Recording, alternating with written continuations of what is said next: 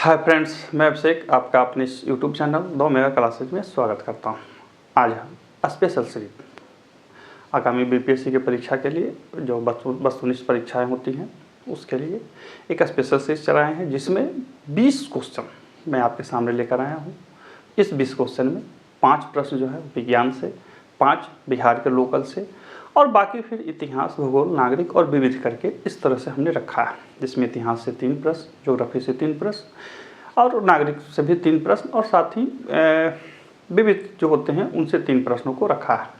कभी एक प्रश्न इधर उधर हो सकते हैं, लेकिन मोटा मोटी यही सीक्वेंस हमने रखा है। बाद में इसमें इकोनॉमिक्स का भी जोड़ दूंगा ताकि उससे भी प्रश्न बनते हैं, पूछे जाते हैं। आजकल अच्छे खासे प्रश्न भी उससे पूछे जा रहे हैं।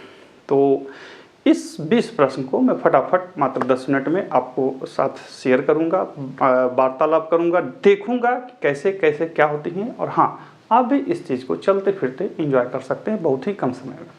लेकिन एक चीज़ मैं बता दूं कि जब आप किसी स्तर की कोई तैयारी करते हैं तो उसमें तैयारी ऑब्जेक्टिव की नहीं होती है, ध्यान रखें। जब भी तैयारी होती है सब्जेक्टिव की होती है। और जब आप तैयारी कर रहे हैं, प्रारंभ कर रहे हैं, तो सबसे पहले लिखने का अभ्यास कीजिए कलम और कॉपी से। कलम और कॉपी से जोड़ देकर हमने इसलिए बोला कि आजकल लोग ऑनलाइन माध्यमों का सहारा लेते हैं और ऑनलाइन माध्यमों पर ही लिखते हैं। ये वर्तमान समय में कहीं ना कहीं आपके जो क्षमता है उसको बहुत ज़्यादा प्रभावित कर देगा। मैं खुद ही देखता हूँ कि जब मैं अपने आप से बोर्ड पे लिखता हूँ या कलम कॉपी से लिखता हूँ तो लड़खड़ाने लगता हूँ। ऐसा इसलिए हो कि मैं बहुत ज़्यादा ऑनलाइन माध्यमों का या क्या कह सकते हैं कंप्यूटर माध्यमों का प्रयोग करता हूँ लिखने के लिए, पढ़ने के लिए, चीज़ों को तैयार करने के लिए। लेकिन खैर, आपको परीक्षा देना है तो आप इन सब चीज़ों को ध्यान रखेंगे। आइए, आपका समय नष्ट न करते हैं, बातें चलती रहेंगी। तो ये सीरीज है बीपीएससी के 20 सवाल, पार्ट 1 है। पार्ट 1 यानी कि यह पहला वीडियो है ये 20 सवालों का। इसमें से पहला 7 सवाल मेरे बोर्ड पे आपको दिख रहा होगा। पहला प्रश्न है कि जैन तीर्थंकर पार्श्वनाथ के बारे में असत्य को पहचानें। देखिए, इसी चैनल पे आपको आज के 10 सवाल भी मिलेंगे, जिसमें 10 वैसे महत्वपूर्ण सवाल होते हैं जो विभिन्न परीक्षाओं में पूछे जाते हैं, लेकिन ये सिर्फ बीपीएससी स्पेशल है, ठीक है। तो प्रश्न है कि जैन तीर्थंकर पार्श्वनाथ के बारे में असत्य को पहचाने, यानी कि जैन तीर्थंकर पार्श्वनाथ के बारे में गलत क्या है। पहला, ए, यह काशी राज अश्वसेन के पुत्र थे। दूसरा, इन्होंने 83 दिन की कठोर तपस्या के बाद संवेद पर्वत पर ज्ञान प्राप्त हुआ। इनके अनुयायी निर्ग्रंथी कहलाते थे और इन्होंने 5 महाव्रत बतलाया। ये 4 ऑप्शन में से आपको असत्य को पहचानना है। तो देखिए फ्रेंड्स, इसमें सब सही है, ये गलत है। इन्होंने 4 ही महाव्रत बतलाए थे। जैन में महावीर से पहले 4 ही महाव्रत थे जिसे पार्श्वनाथ ने बतलाया था। 5वां जो महाव्रत था संयम वाला, वो क्या कहते हैं, महावीर ने जोड़ा था। इस चीज को ध्यान, इस डिफरेंस को ध्यान रखेंगे। अगला कहता है, लोकल प्रश्न है कि छिन्न मस्तिका मंदिर उच्चौर कहाँ स्थित है। छिन्न मस्तिका मंदिर उच्चौर बिहार में कहाँ स्थित है। मधुबनी, दरभंगा, सिवान, इनमें से कोई नहीं। सही उत्तर है मधुबनी में। भिखारी ठाकुर का जन्म कहाँ हुआ था। बिहार का शेक्सपियर, ये भोजपुरी का शेक्सपियर इन्हें बोला जाता है। भिखारी ठाकुर का जन्म कहाँ हुआ था। कुतुबपुर, सारण, बरहेट, आरा, खुर्रमपुर, सारण, या इनमें से कोई नहीं। सही उत्तर है, इनका जन्म कुतुबपुर, सारण जगह पे हुआ था। अगला प्रश्न है कि मिथिला शैली में सूर्य एवं चंद्र किसका प्रतीक होते हैं। मिथिला शैली में मिथिला के जो पेंटिंग्स है, मिथिला की जो लोकल कला है, आप देखे होंगे, पढ़े होंगे, मिथिला शैली पढ़े होंगे, बहुत चीज़ पढ़े होंगे। तो उसमें सूर्य एवं चंद्र किसका प्रतीक होते हैं। मृत्यु का, जीवन का, जन्म एवं विवाह का, इनमें से कोई नहीं। तो सही उत्तर है जीवन का। ऐसे भी सूर्य चंद्र जो है चलते हुए चीज है, तो जीवन का ही होंगे। अगला जो बहुत अच्छा प्रश्न है कि चिरांद का नामांकन किन शासकों के नाम पर हुआ। चिरांद नाम सुने हैं, बिहार के सबसे प्राचीन स्थानों में आता है। बहुत सारे यहाँ से प्राचीन अवशेष भी प्राप्त हुए हैं।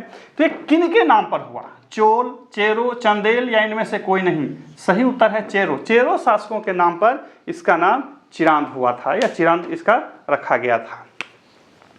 अब है एक प्रश्न कि गेरिचन चोटी किस राज्य में है? गेरिचन या गोरीचन, जो समझ सकते हैं, गेरिचन या गोरीचन चोटी किस राज्य में है? अरुणाचल प्रदेश, हिमाचल प्रदेश, नागालैंड, इनमें से कोई नहीं। सही उत्तर है अरुणाचल प्रदेश। गोरीचन चोटी अरुणाचल प्रदेश में।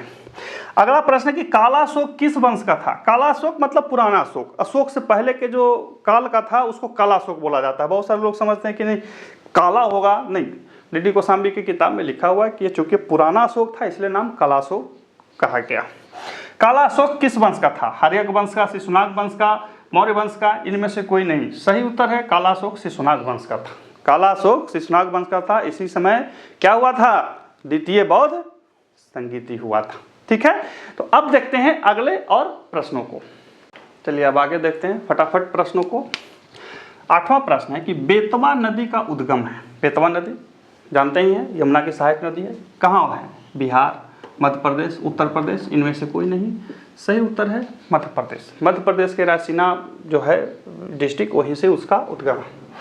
आयु के आधार पर निम्न में सबसे पुराना पर्वत होते हैं। देखिए पर्वतों का वर्गीकरण बहुत तरह से किया गया है। आयु के आधार पे, स्थान के आधार पे, स्थान मतलब महाद्वीप के आंतरिक भागों में है या बाह्य भागों में है, इस तरह से चीज़ें भी रहती हैं। प्रश्न उसमें पूछे जाते हैं या ऊंचाई के आधार पर पूछे जा सकते हैं, इस तरह से पूछे जाते हैं। तो जो आयु के आधार पे है सबसे पहले बंटवारा किया गया था। तो आयु के आधार पे, सॉरी मैंने दूसरा लाइट जला दिया। आयु के आधार पे जो बंटवारा हुआ है उसमें सबसे पुराना पर्वत कौन होते हैं? देखिए आयु के आधार पे पर्वतों को 4 भागों में बांटा गया, मतलब 4 पर्वत रखे गए हैं। ठीक है, उन्हीं 4 में से ये ऑप्शन है।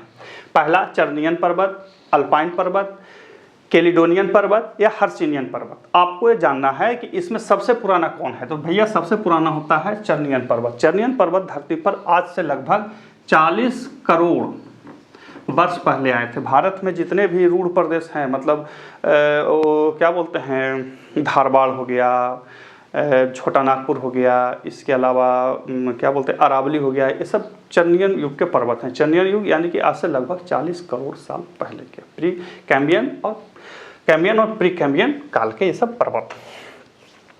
अगला प्रश्न है कि सन्मार्गी पवने, ट्रेड बाइंड जिन्हें कहा जाता है, के बारे में गलत को पहचाने।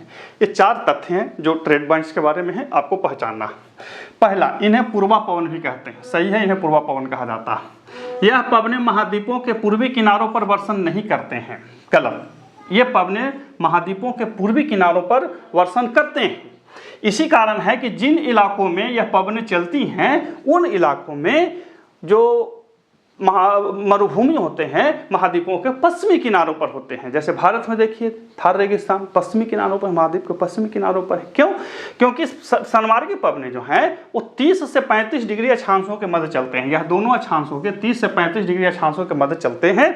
अब जब समुद्र से टकराते हैं या समुद्र के ऊपर से चलते हैं तो वहाँ से नमी को ले लेते हैं और उस नमी को समुद्र के पश्चिमी और महाद्वीपों के पूर्वी किनारों पर खूब वर्षण करते हैं। महाद्वीपों के पश्चिम जाते जाते इनकी नमी खत्म हो जाती है तो वर्षण नहीं करते हैं। आपसे यह भी सवाल पूछेगा कि 30 से 35 डिग्री अक्षांशों के मध्य जो मरुभूमि होते हैं किस तरफ होते हैं? तो महाद्वीपों के पूर्वी पश्चिमी किनारों पर, ध्यान रखेंगे। यह उपोष्ण उच्च दाब कटिबंध से भूमध्य रेखा की तरफ चलते हैं। सही है। गलत जो हमने था वो बता दिया कि यह पवने महाद्वीपों के पूर्वी किनारों पर वर्षण नहीं करते हैं, लिखा हुआ है। हमने यही लिखा जानबूझ के, नहीं करते हैं, पूर्वी किनारों पर करते हैं। एक प्रश्न है कि उच्चतम न्यायालय का वर्णन है। उच्चतम न्यायालय, भारत में उच्चतम न्यायालय है तो उसका वर्णन कहाँ है? भाग 5 अनुच्छेद 123 से अनुच्छेद 147 तक, बी भाग 5 अनुच्छेद 124 से 147 तक, सी भाग 5 अनुच्छेद 124 से अनुच्छेद 146 तक, डी भाग 6 अनुच्छेद 124 से अनुच्छेद 147 तक। तो सही उत्तर है बी, भाग 5 में अनुच्छेद 124 से अनुच्छेद 147 तक भारत के माननीय सुप्रीम कोर्ट का उल्लेख है। इसमें उनका स्थान, कर्तव्य, पावर, सारा चीज इन्हीं अनुच्छेदों में वर्णित है। अगला प्रश्न है कि प्रथम मंत्रिमंडल में बाबू जगजीवन राम थे। भारत में जो प्रथम मंत्रिमंडल बना आजादी में, उसमें बाबू जगजीवन राम क्या थे? श्रम मंत्री, रक्षा मंत्री, स्वास्थ्य मंत्री या वाणिज्य मंत्री? तो सही उत्तर है बाबू जगजीवन राम जो थे वो श्रम मंत्री थे। कौन से मंत्री थे? श्रम मंत्री थे। दक्षिण भारत में कुर्ग विद्रोह का काल क्या था? कुर्ग इलाकों में कुर्ग विद्रोह हुआ था, उसका काल क्या था? 1833-34, 1834-35, 1836-37 या इनमें से कोई नहीं? सही उत्तर है ए 1833-34। 1833-34 में कुर्ग विद्रोह हुआ था। बंगाल में क्रांतिकारियों का प्रथम गुप्त संगठन था। क्रांतिकारियों का, याद रखिए, राजनीतिक नहीं, क्रांतिकारियों का प्रथम गुप्त संगठन था। मित्र मेला, अनुशीलन समिति, आजाद बंगाल दस्ता या इनमें से कोई नहीं? तो सही उत्तर है भैया अनुशीलन समिति। अनुशीलन समिति जो थी वो बंगाल की प्रथम गुप्त क्रांतिकारी संगठन थी। ठीक है, तो अब देखते हैं इसमें आगे के और शेष 6 प्रश्न को। चलिए आगे देखते हैं फटाफट। अब बीटी का संबंध, बीटी सुने होंगे, बीटी का संबंध किसने है? तो भैया बीटी के साथ सीधा कपास आता है। बीटी कपास, तो कपास से संबंधित है। शहतूत रेशम का अग्रणी उत्पादक राज्य है। भारत में शहतूत रेशम का अग्रणी उत्पादक राज्य कौन है? कर्नाटक, आंध्र प्रदेश, यूपी, इनमें से कोई नहीं? सही उत्तर है कर्नाटक। भारत में शहतूत रेशम का अग्रणी उत्पादक राज्य जो है वो कर्नाटक। 17 कहता है पढ़कर असत्य को चुने। पढ़िए और असत्य को चुनिए। कहता है कि तीव्रता, तारत्व एवं गुणता ध्वनि के लक्षण। सही बात है, ध्वनि के 3 मुख्य लक्षण है, तीव्रता, तारत्व एवं गुणता। बी दूसरा कहता है कि साधारण बातचीत 50 से 60 डेसिबल तीव्रता की होती है। ठीक है, चलते हैं आगे। सी ताप बढ़ने पर ध्वनि की चाल बढ़ती है। बिल्कुल सही, बढ़ जाती है। वायु में ध्वनि की चाल 332 मीटर प्रति सेकेंड होती है। तो भैया इसमें गलत क्या है? तो गलत है ये साधारण बातचीत वाला। साधारण बातचीत 50 से 60 नहीं, ये तेज बातचीत होता है। साधारण बातचीत होता है 30 से 40 डेसिबल के बीच में। साधारण बातचीत कहां से कहां तक होता है? 30 से 40। ये तेज बातचीत का है, बाकी सब सही है। 8वां प्रश्न है कि आवृत्त बीजी यानी कि एंजियोस्पर्म के बारे में गलत को पहचानिए। एंजियोस्पर्म पेड़ पौधे के नाम सुने होंगे, उनके बारे में गलत को पहचानना है। इनमें प्रजनन अंग पुष्प होता है। सही, इनका प्रजनन अंग पुष्प होता है। आवृत्त बीजी यानी कि एंजियोस्पर्म में प्रजनन अंग जो होता है वो पुष्प होता है। इनमें बीज सदैव फल से बाहर होता है। गलत, इसका नाम ये है आवृत्त बीजी, यानी कि बीज इनका छिपा हुआ है। इनका बीज क्या है? छिपा हुआ है। तो ये गलत हो जाएगा, यही हमारा उत्तर होगा, ये गलत है। इनमें संवहन तंत्र अति विकसित होते हैं। बिल्कुल सही होता है, यह संवहन तंत्र बहुत विकसित होता है। बड़े बड़े पेड़ इसी में आते हैं। यह मुख्यतः 2 वर्गों, एक बीजपत्री एवं 2 बीजपत्री में बटे हैं। बिल्कुल सही बटे हैं, तो इसमें बी गलत है। अगला 19 प्रश्न करता है, बहुत सुंदर प्रश्न है, पढ़े होंगे बार बार। खदानों में अधिकतर विस्फोट होता है। जो माइनिंग इलाके होते हैं वहां पे देखिएगा अधिकतर विस्फोट होता है। क्यों होता है? ये ऑक्सीजन के साथ नाइट्रोजन मिश्रण से, हवा के साथ मीथेन मिश्रण से, इथेन के साथ कार्बन डाइऑक्साइड के मिश्रण से या एसिटिलीन के साथ ऑक्सीजन के मिश्रण से। तो सही जवाब है हवा के साथ। बी इसका सही उत्तर है। हवा के साथ मीथेन मिश्रण से विस्फोट होता है। ठीक है, अगला है अनुच्छेद 23। अनुच्छेद 23 का संबंध है, थोड़ा सा मैं नीचे कर देता हूं, दिख रहा होगा, हाँ दिख ही रहा है। अनुच्छेद 23, ध्यान रखेंगे, अनुच्छेद 23 किससे संबंधित है या अनुच्छेद 23 निषेध करता है? दोनों एक ही चीज है, कोई दिक्कत नहीं है। ए बलात् श्रम एवं बेगारी से, बी मानव दुर्व्यापार एवं वेश्यावृत्ति से, सी बच्चों के क्रय विक्रय से या सभी से। तो भैया इसका सभी से है संबंध। आर्टिकल 23 जो है मूल अधिकारों में हमारे देश में मानव दुर्व्यापार, बेगारी, वेश्यावृत्ति, बच्चों की खरीद विक्रय सभी को निषेध करता है किसी भी तरह से। ये भी आप नहीं कह सकते हैं कि किसी को हम खाना दिए तो हम जबरदस्ती उससे काम करा लेंगे, नहीं, ये लोभ दे करके काम कराना हुआ। बात समझ रहे हैं ना? बहुत अच्छा से बनाया है। इसी पर मतलब जितने भी संविधान में मौलिक अधिकार हैं उस पर हमने अलग अलग वीडियो रखा हर अनुच्छेद के लिए, प्लेलिस्ट में जाकर के आप देख सकते हैं। तो ये था आज का हमारा 20 ऐसे महत्वपूर्ण प्रश्न जो हमने बीपीएससी के लिए टारगेट बीपीएससी में रखे हैं या बीपीएससी के 20 सवाल में रखे हैं। फिर मिलते हैं अगले वीडियो में, तब तक के लिए गुड बाय। लेकिन चैनल को लाइक और सब्सक्राइब जरूर कर लीजिएगा। Bye bye.